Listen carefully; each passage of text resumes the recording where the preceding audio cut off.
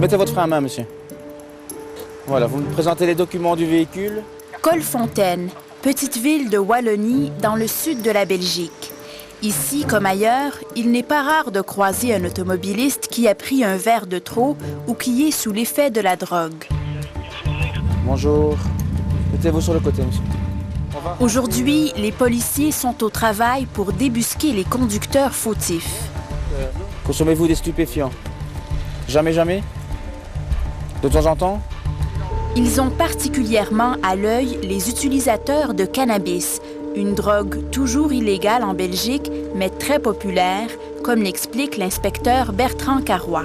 Tous les jours, nous avons des conducteurs qui consomment du cannabis ou autre drogue. Et ça devient problématique. Mais les policiers de Colfontaine ont l'œil pour reconnaître les automobilistes intoxiqués. Vous avez quand même les yeux qui sont voilés.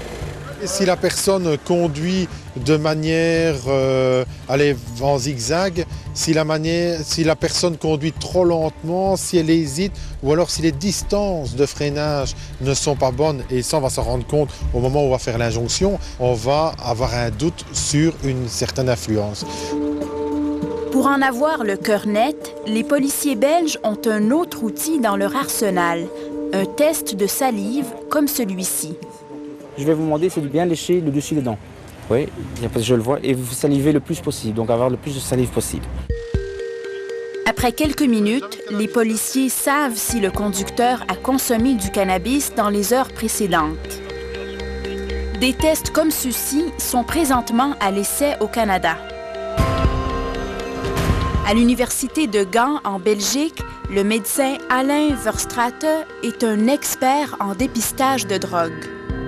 Les dispositifs qu'on utilise pour ça, par exemple, en France, en Australie, en Belgique, en Angleterre, c'est le Drug Wipe, où on ouvre et avec cette tigette, on prend un peu d'échantillon de salive sur la langue et ça suffit. Et c'est le grand avantage de ce dispositif-là, c'est que la prise d'échantillon se fait très très rapidement et c'est pour ça que la police aime bien utiliser ce dispositif. On pourrait croire que de tels appareils s'apparentent aux alcotests, mais ce n'est pas le cas. Allez, soufflez, encore. L'alcool est une molécule qui est soluble dans l'eau et elle va se diffuser dans toute l'eau qu'il y a dans l'organisme, donc ce sera une distribution uniforme dans tout le corps. Les alcotests mesurent avec précision le taux d'alcool dans la laine. Cela permet ensuite de calculer le taux d'alcool dans le sang et on peut en déduire le niveau d'intoxication du conducteur. Tandis que le principe actif du cannabis est très fortement soluble dans les graisses, donc il va se concentrer dans les parties du corps où il y a beaucoup de graisse, comme par exemple le cerveau. Avec le cannabis, tout est plus compliqué. Les tests de salive indiquent uniquement si oui ou non il y a du THC dans la bouche du consommateur, mais cela ne permet pas de connaître le taux de THC dans le sang. C'est pourquoi les suspects doivent obligatoirement être emmenés à l'hôpital pour un prélèvement sanguin et des analyses plus poussées, une étape qui complique le travail des policiers. Autre problème, le taux de THC dans le sang ne représente pas forcément le taux de THC dans le cerveau. D'abord, la concentration est très élevée dans le sang, puis elle va dans le cerveau. Et les effets maximaux du cannabis, on les voit quand la concentration est déjà occupée à baisser dans le sang.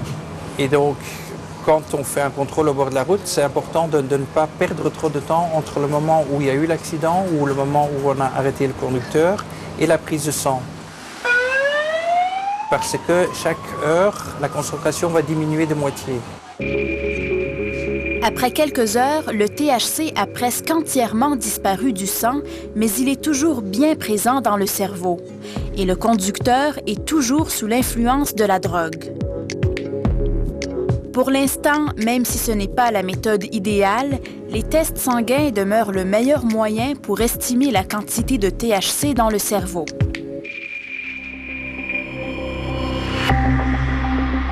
Une autre question se pose alors. Quelle est la concentration acceptable de THC dans le sang pour un automobiliste? Probablement qu'un joint ou même un demi-joint peut déjà doubler le risque d'accident, certainement chez une personne qui n'a pas l'habitude de fumer du cannabis. Il n'y a cependant pas encore de consensus. Certaines études suggèrent qu'une concentration de 5 nanogrammes de THC par millilitre de sang pose un risque d'accident comparable à un taux d'alcool dans le sang de 0,08 %, soit la limite légale au Canada. C'est d'ailleurs la limite fixée par les premiers États américains à avoir légalisé le cannabis, le Colorado et Washington. D'autres États, comme l'Oregon et l'Alaska, n'établissent aucun seuil et préfèrent évaluer l'intoxication autrement. Ce qu'on peut faire, par exemple, c'est aussi faire des tests d'observation pour voir s'il a des signes de consommation récente.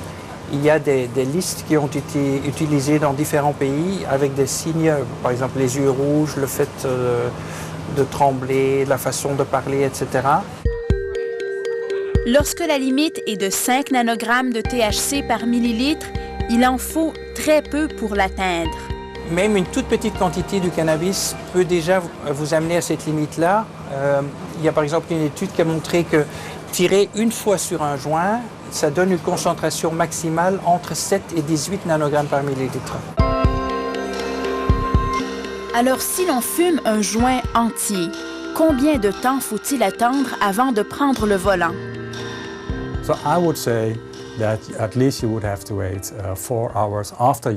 Je dirais qu'il faut attendre au moins 4 heures après votre dernier joint de cannabis avant de ne plus avoir les facultés affaiblies si vous êtes un consommateur occasionnel. Mais si vous êtes un consommateur habituel, c'est complètement différent. Car si vous fumez quotidiennement, plusieurs fois par jour, vous êtes dans un état constant d'intoxication au cannabis. La méthode de consommation a aussi une influence sur la durée des effets.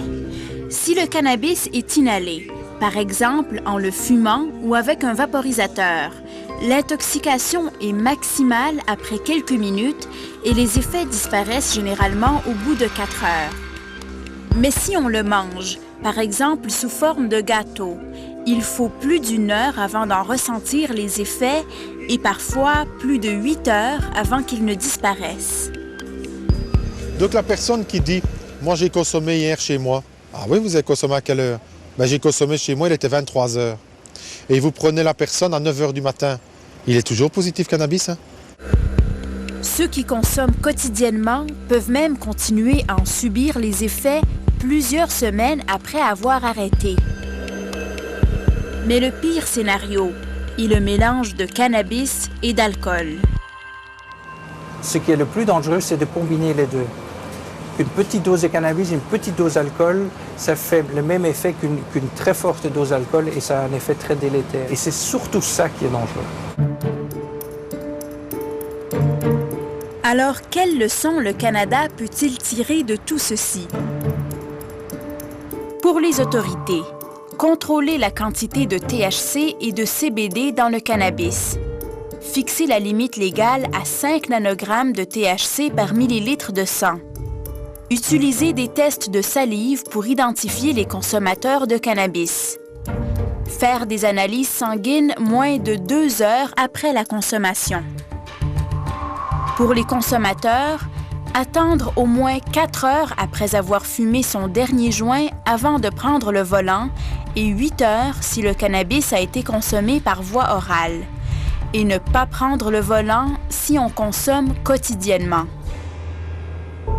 Derek Bergman, militant pour la légalisation du cannabis aux Pays-Bas, a l'habitude d'en consommer tous les jours, mais il a fait son choix depuis longtemps. Personnellement, je n'ai pas de permis de conduire. Je fais tout en transport en commun, à vélo, ou bien j'embarque avec d'autres personnes. Si vous commencez à fumer, ne combinez pas ça à la conduite. Trouvez un autre moyen de transport.